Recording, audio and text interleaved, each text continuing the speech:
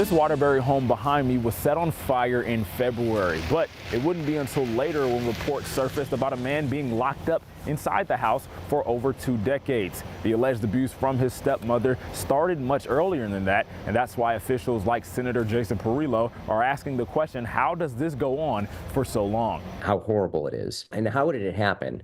But then what are we doing to learn from that? That's how Senator Perillo initially reacted when he heard the news. The accused kidnapper in question is 56-year-old Kimberly Sullivan, the stepmom of the man who escaped. Reports detail that since a child, the man was held captive, starved, and was subject to other forms of abuse. As a child, it said that he would go through trash to find food and also beg and steal foods and drinks at school. His behavior prompted the school to notify DCF. The school administrators and the teachers did their job, right? They identified that there was a problem here, and they suspected it was at home.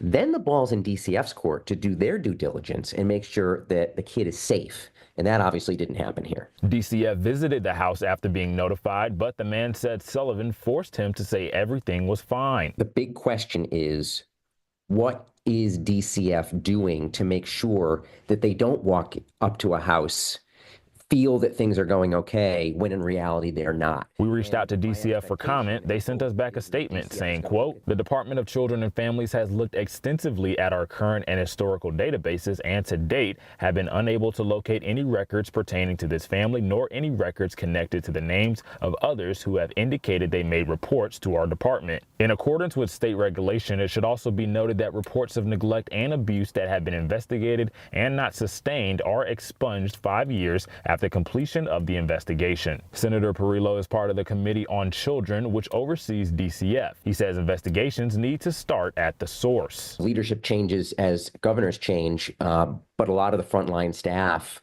would still be there.